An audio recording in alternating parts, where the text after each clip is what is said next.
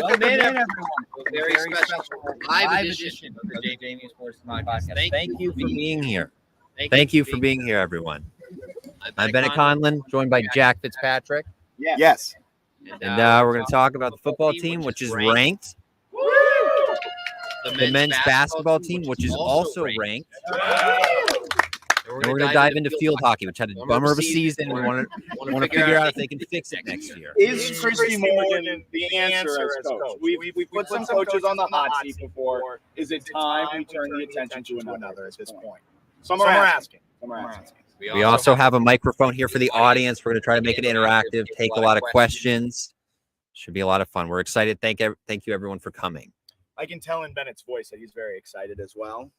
Probably the most excited he's been all season. If for the people tuning in on the social feeds, not sure how the audio is necessarily being picked up. We're going to try our best, but we have one camera kind of set up, but we'll go from there. Bennett, should we start with kind of just throwing it out and questions, jumping into it, or App State Radford preview as one of those games happens in 2 hours? What do the people want? You want questions? For Williams Jewelers read. Oh, sorry. We did forget our advertisements here today. There's a reason Christopher William Jewelers has been voted Best of Virginia year after year. It's not just one thing that sets us apart. It's everything. It's the selection, extensive and unmatched, with every engagement ring, loose diamond, and fashion jewelry chosen for quality and brilliance. It's the service. From our diamond experts to our master goldsmith, our team shares a passion for what they do. Bet Online remains your number one source for all your sports betting needs. It is a legal site. Okay. Oh, and 3-Notch. and it's 3-Notch, which is hosting the podcast. So as I'm wearing the double hat here, but yeah, thank you to 3-Notch. Shout out to the Valley Collab House, also locations in Roanoke, Virginia Beach, Richmond, Charlottesville, and Nelson County. Yeah, that's it. Were you gonna say Nelliesford? I was saying Nelliesford. So that's not right. That's not true. That's not maybe. Teasing a future opening of 3-Notch. Yeah, but yeah. So where do we want to go from here? Let's start with App State. Let's start with a little football preview. All right, App State. I actually took notes. Okay, I'm prepared. I got a legal pad. Very impressive. Tell me what you got. Joey Aguilar is a baller. I don't know if you guys know, but the quarterback for App State, he might slice and dice the secondary tomorrow. JMU secondary has been very good this season, or they've been better as of late. But Joey Aguilar's thrown for over 800 yards combined the last 3 games. He's been, I think he averages 295 in conference play. He's very good. Bennett actually watched the tape and has a take on it. Yeah, I was grinding the tape, and he's an elite level player. Throws a lot of deep balls, very good. He's got 26 touchdowns to 7 interceptions. He's maybe the best passing quarterback. Whoa! They faced all year. Boom! Who's better? Jordan McLeod. We haven't faced Jordan. Sorry. I completely misheard that. In practices, they're facing Jordan McLeod. Sure. Interesting matchup within the game. A movable object meets a stoppable force. Yeah. App State has the worst rush defense in the entire country. James Madison has one of the worst rush offenses in the entire country. So going to be really fun tomorrow. One of them has to do well, right? That's what people are saying. That's one of the thought Is this a processes. similar matchup to Marshall? Is this a similar matchup to Marshall? No, because App has an offense. Marshall doesn't know they invented the forward pass, which is why they started Cam Fancher this season. But outside of that, also an interesting note, early down success rate, EPA, so expected points added, everyone's favorite statistic. Every time a play happens, you can look up to the scoreboard, and if there was decimal points past the initial 2 numbers, you would see points being added after every play. Early down success rate, early down EPA. JMU is one of the best in the country at having successful plays. App State is terrible on first and second down. App State is a top 20 team in the country on third and fourth down. JMU also struggles rushing the ball with EPA per play. So you can turn to your friends in the stands tomorrow when they hand the ball off. You can be like, wow, the Dukes just lost 0.02 points on that play because it wasn't a successful run. That's going to impress people, get everybody, livened up like we like to do. So we're looking forward to talking EPA per play all day tomorrow. EPA per play, success rate. Yes. Success rate, one of my other favorite statistics that Bennett poo-poos. But yeah. Anything else for that App State game? Should be a good game. I don't know if anyone saw the Pat McAfee show. I thought it was a college game day level crowd for that. I'm expecting the crowd for game day tomorrow to be pretty impressive. And I would expect that to carry into the stadium. I'm expecting tens of thousands of people. I've heard reports that James Madison is expecting tens of thousands of people. 15,000. 15,000. I'm going 15,000. I'm going to guess, maybe this is a little aggressive. I'm going to guess 19,000 tomorrow. Wow. How many rush the stage?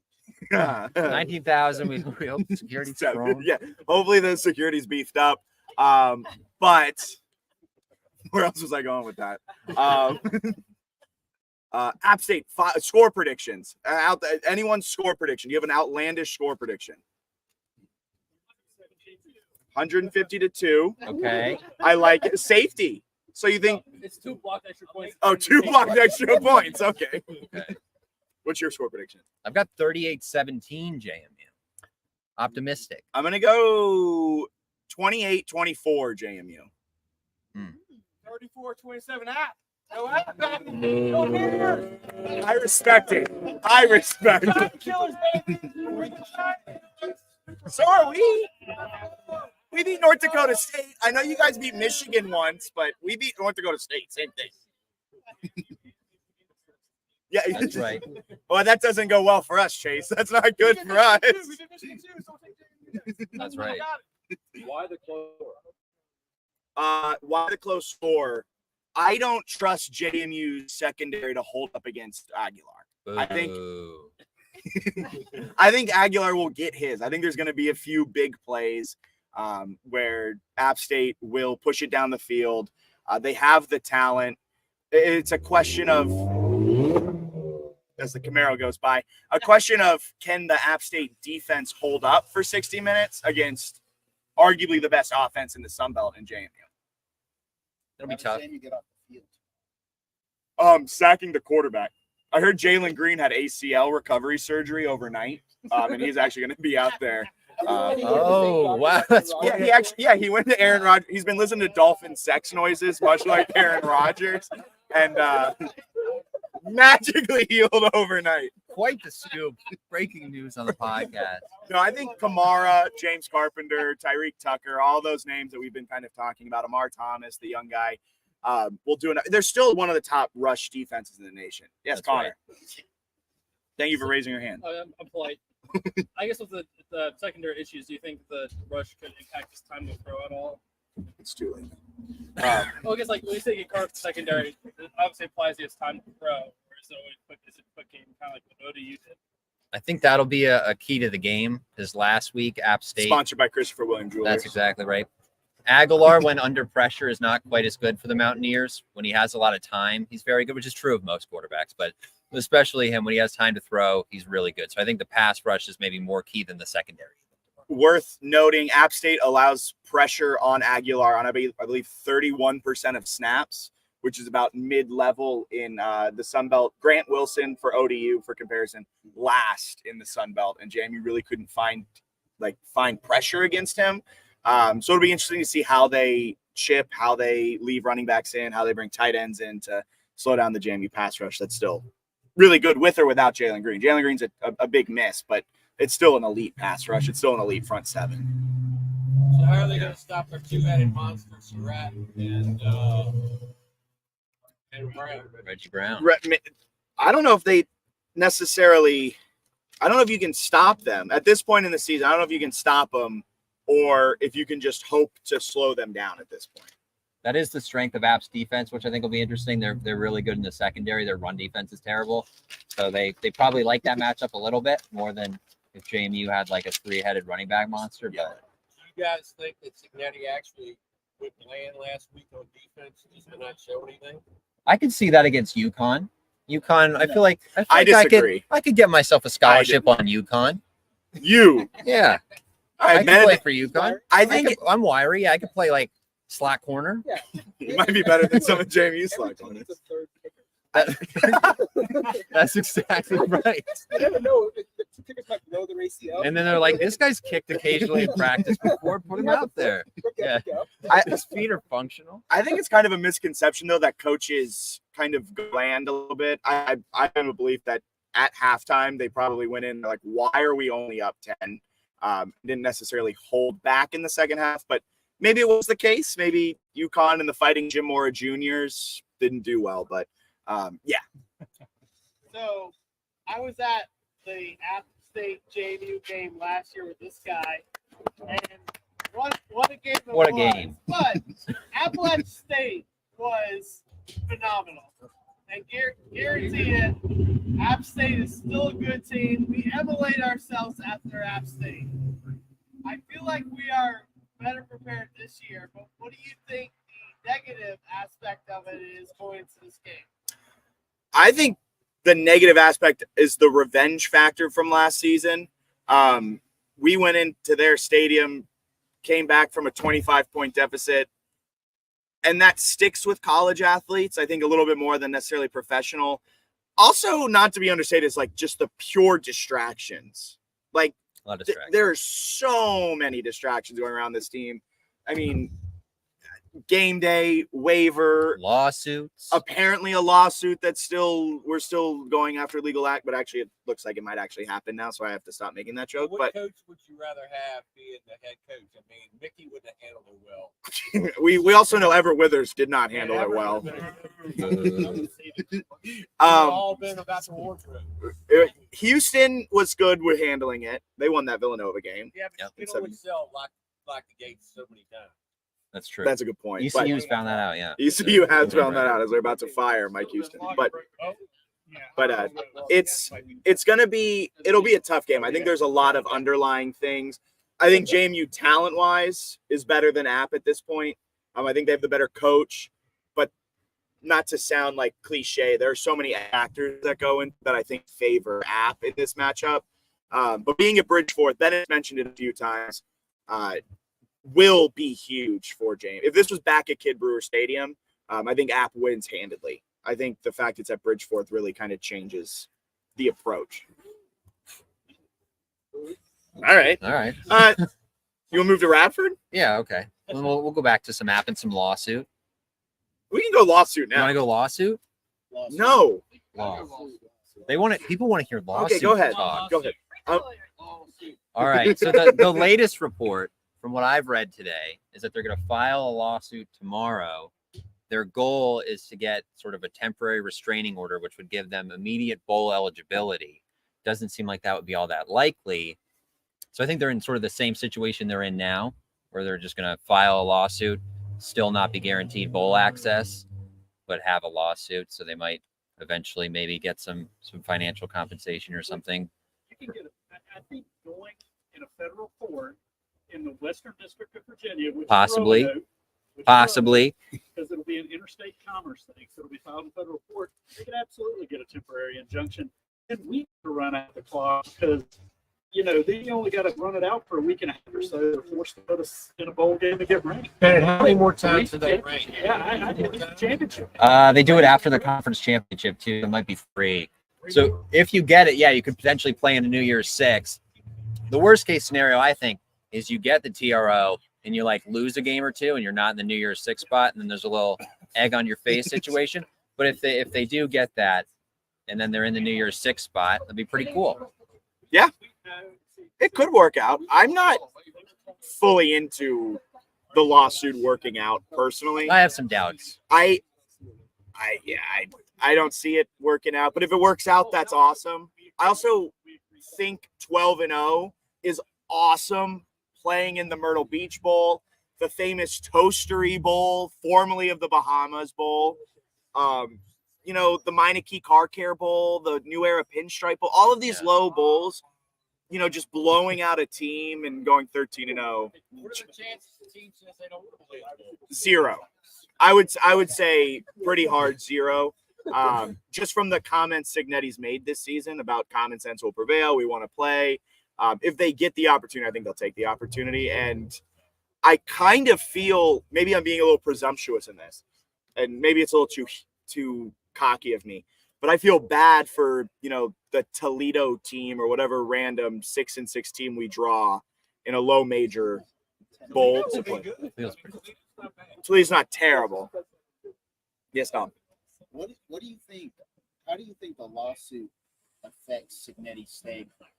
Like, if we become bowl eligible, win the Sun Belt, go to a New Year's Six, do you think he might be more likely to bounce now versus staying an extra year or two not eligible? I actually think getting it, Daniel Merriman, who I saw in the back, wrote an awesome story for us about kind of the contract incentives of it all.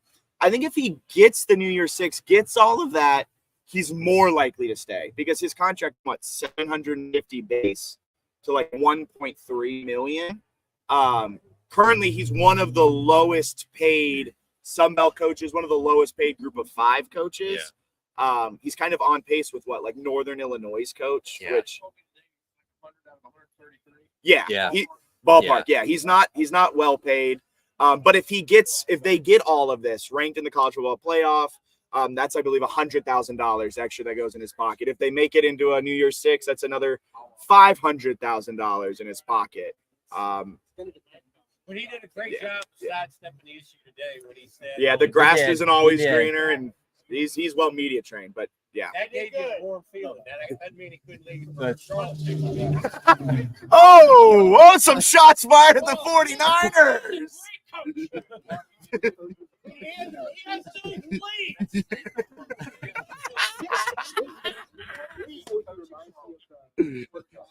I would say, like, with Signetti, if you're Signetti and you're looking at the crowd at McAfee, they're shouting your name. Why would, I mean, this is my POV. It's why wouldn't you want to stay when you go to 1-10 and have to start all over? I think that's also a great point, and he mentioned it on Pat McAfee, where he took the weird route. He left Alabama to IUP, a Division II school. He could have gone Division I, and he chose, or he could have stayed longer and got a better job. He takes the weird path, and the weird path in this scenario, like, I think as tough as it is to hear as a JMU fan, the weird path is staying here instead of going to a $5 million. Like Tony Elliott, who he just beat, makes what, $4.5 million a year? Yeah, at UVA. Signetti doesn't break $1 million a year, so Tony Elliott's Michael Leonard Jr. Some are saying people are saying that Tony Elliott's We've next heard job, that. some are saying, is William and Mary. Could happen. But yeah. Anything more on the lawsuit? No more on the lawsuit. Thank goodness. I'm over it. Radford. Basketball powerhouse Radford. 7 o'clock, gonna rock the house. That's right. A Highlanders team. What are they? 2-1? No. I have no idea. That- They're 189th in Ken Palm, so I know that much. I'm a Ken Palm guy. Ken Palm guys right here. 189th. Radford's not that good. It's going to be a crowd that is not deserved for JMU Radford because of game day. You'll probably have like 5,000 plus people for a game between one solid men's basketball team and Radford. So it should be exciting. Most fans are always fired up for this great rivalry with the Highlanders. Expect Radford to turn the ball over 25 times or more. Turn the ball over a lot. JMU plays fast. And Radford doesn't force a lot of turnovers. JMU loves to turn the ball over. So the fact that Radford doesn't take it from them, we might see like a 55% shooting performance out of this team, like what we saw against, what was it? Who did we just play? Howard. Hey man, Howard, Hampton. Confuse me. Yes, Dom. Is there a level of expectation of what the margin is tonight, considering how we started the year? You all talk a lot about we love margins. We're really a good team. We should be beating lesser opponents by a lot. Like, do you have any expectation? Look, of how much 10 we plus. win by tonight? Bennett will be mad if we don't win by 25. I'll be fine with a win. I'll say 10 plus. I think they should beat them by a good amount. VCU blew them out on Wednesday. They also had to play on Wednesday. Maybe they're a little tired. I don't know. JMU hasn't played since Sunday. You know, fresh legs. Some people do say that drive from Richmond to Harrisonburg really takes it out of you. So, You think they went straight there? I bet they went all the way to Radford, then all the way back. you think? There, so oh yeah, they're gassed. That's a road trip you wouldn't even believe. So many stops on that trip. Yeah, They Bennett. covered the 8.5-point spread. JMU in They'll basketball tonight. cover. They will cover an 8.5 point Go to spread. Bet Online, a legally regulated site allegedly. Place your bets on the Dukes to cover -8.5. Book it. I guarantee I it. also think. Do you think JMU covers tomorrow in football? Yes. Really? Yeah, they'll cover whatever it is, -10, I think it's, -9.5. I love 9.5. You think they'll cover 9.5? I think JMU's going to blow out App State. The vibe is there. It's mostly about the vibe when it comes to wagering your hard-earned money. I do think they'll cover. The under? The under, 56. that's a good number. That's why they said think? it. What do you think? I would go under. I would go just Going under. like you're going to be sweating it until the final second ticks off, though. 9.5-point spread. 9.5 point 9.5, spread. yeah. I don't think JMU covers. You take that, you parlay that with men's basketball -8.5, and having a pretty good weekend. You know, Don't parlay it. Parlaying's bad in sports betting. Don't unless listen you- to betting. unless you hit the parlay. Yeah, we love a parlay. Parlay. Squares. DraftKings, take your money. Yeah. Take your money. Anything else on Radford or App State or lawsuit? Who do you think in your mind has been the smarter coaching hire? Oh. Signetti or Byington? Based on Ooh, transformation. I That's a love great this question. question. Based on transformation, it's Byington. I Byington like- took the I like one of the Byington. worst teams in the country into number 24 in the nation, baby. I like that. Signetti also seemed like maybe a little bit of an easier slam dunk with like the Alabama assistant pass, couple previous head coaching stuff. Byington's never actually been to an NIT or an NCAA tournament as a head coach. So a little gutsy to take him, and he's lived up to the hype, I think. So far, so good. He loves analytics, which I think is really big too, especially in today's day and age. And we've seen it. Unfortunately, JMU didn't have a big for his first few He seasons. doesn't always love tall people, which is Yeah. confusing when you're running a basketball team, but Yeah, I think he's anti anyone over 6'9", actually, because the tallest guy on the squad is 6'9". the former Joel Mensa, though, was Oh, former Joel. I don't know if you guys remember Joel Mensa, the 7'1" transfer from San Diego So when they play State. Purdue in the national championship, do you see that being a problem? No, because Purdue won't make it.